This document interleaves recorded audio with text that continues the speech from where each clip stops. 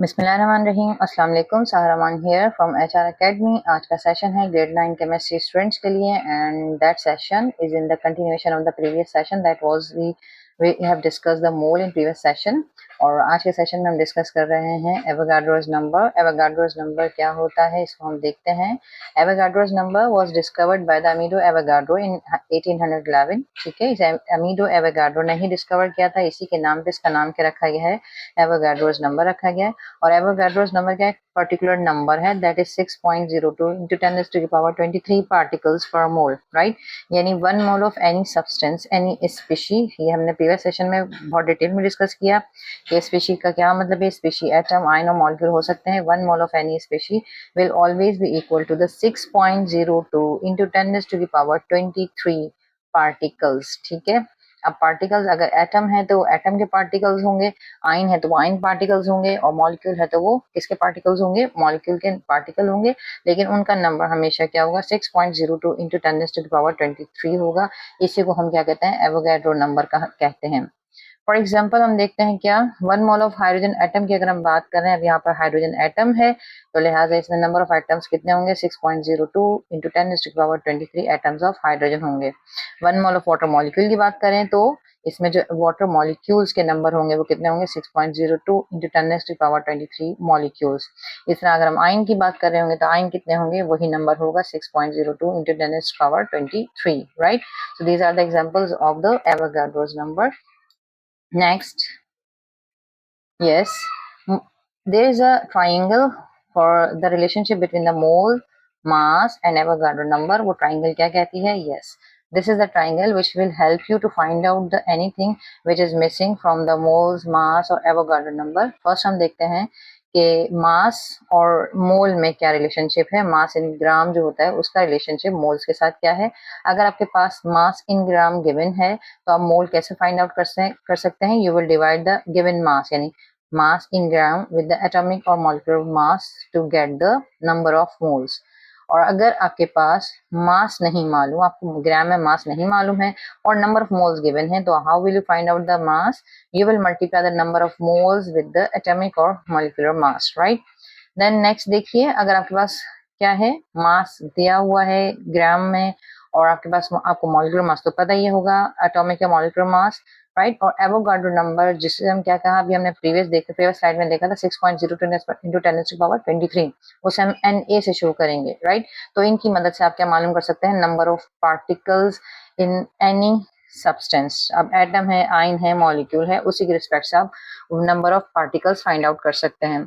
और अगर number of particles आपको गिवन है तो आप मास कैसे फाइंड आउट कर सकते हैं, you will divide the number of particles with the Avogadro number and you will multiply with it with the molecular mass. तो इस तरह आपके पास क्या आएगा, इस मास इन ग्राम आ जाएगा, राइट। इस तरह आपके पास क्या है कि अगर नंबर ऑफ मोल्स आपको मालूम है और एवोगाड्रो नंबर तो आपको पता ही है, that will always be constant, that is 6.02 into 10 power 23। तो इसकी मदद से आप नंबर ऑफ पार्टिकल्स निकाल सकते हैं। और अगर नंबर ऑफ पार्टिकल्स आपको दिए हुए हैं और number of moles find out करना है तो नंबर ऑफ पार्टिकल्स को एवोगाड्रो नंबर से डिवाइड करेंगे तो आपको क्या मिल जाएगा, नंबर ऑफ मोल्स मिल जाएंगे, राइट। तो ये ट्राइंगल है, इसको ध्यान में रखिएगा। इसकी मदद से आप बहुत सारी कैलकुलेशंस कर सकेंगे। यहाँ पर एन क्या है, small n number of moles है, स्मॉल एम जो है वो मास इन ग्राम होगा, जबकि जो एम है मोलर मास होगा यानी एटॉमिक या मॉलिक्यूलर वेट होगा गिवन स्पीशी का। जबकि एन ए क्या है, एवोगाड्रोस नंबर है, that will always be constant, that is 6.02 into 10 to the power 23 होगा। और n capital n will be the number of atoms, ion और मॉलिक्यूल, इसे हम कहेंगे number of particles, right. Next हमारे पास क्या है, डेफिनेटली इसकी कुछ कैलकुलेशंस हैं।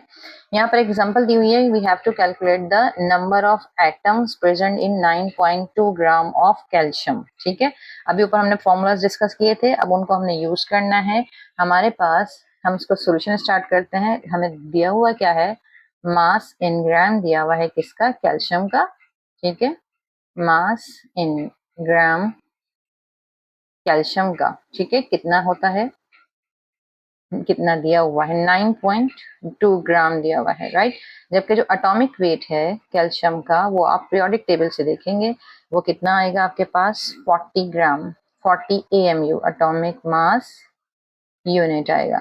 आपको मालूम क्या करना है, you have to find out the number of atoms present ठीक है। अब नंबर ऑफ एटम्स निकालना है, यानी you have to find out the capital n, ये आपको नहीं मालूम।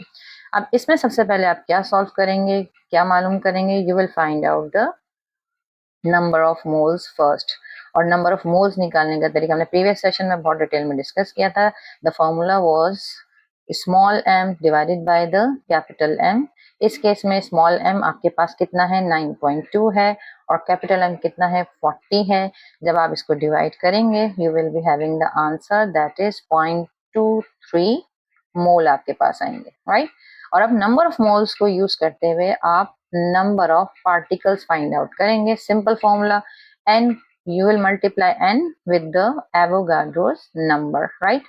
n हमारे पास कितने हैं, 0.23 हैं, multiply it with the Avogadro number that is 6.02 into 10 is to the power 23। जब आप इसको मल्टीप्लाई करेंगे तो आपके पास आंसर क्या आएगा, यस देख लेते हैं इसका आंसर। हमारे पास हमने इस इक्वेशन को यूज किया, राइट।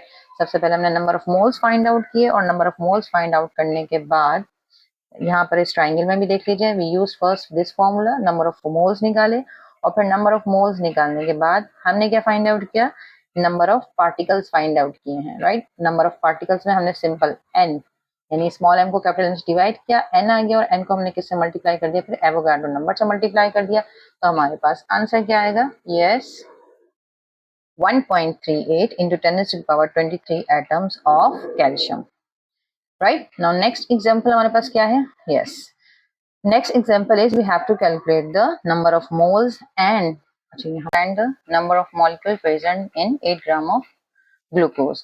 अब इसके लिए भी हम क्या करेंगे, we will use that triangle। सबसे पहले हम क्या फाइंड आउट करेंगे, number of moles find out करेंगे, और उसके लिए हमें क्या करना होगा, राइट।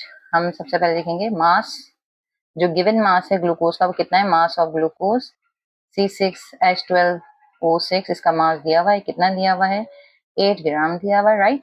नाउ अब आप मॉलिक्यूलर मास निकालेंगे, मॉलिक्यूलर वेट ऑफ ग्लूकोज, वो आप कैसे निकालेंगे, वो हम प्रीवियस सेशन में बहुत डिटेल में कर चुके हैं। C6H12O6 इसका फॉर्मूला है, तो क्या होगा, कार्बन का मास एटॉमिक वेट कितना होता है, 12 मल्टीप्लाई 6 प्लस हाइड्रोजन जो इसका वेट कितना होता है, यस 1 होता है, मल्टीप्लाई 12 देन प्लस ऑक्सीजन का जो एटॉमिक वेट है वो कितना होता है, 16 मल्टीप्लाई 6, राइट। तो ये जो एटॉमिक वेट आएगा हमारे पास कितना आ जाएगा, 180 आ जाएगा, ओके। और फिर हमें मालूम क्या करना है, नंबर ऑफ मोल्स यानी n फाइंड आउट करना है, और फिर क्या करना है, नंबर ऑफ पार्टिकल्स यानी capital N we have to find out, right.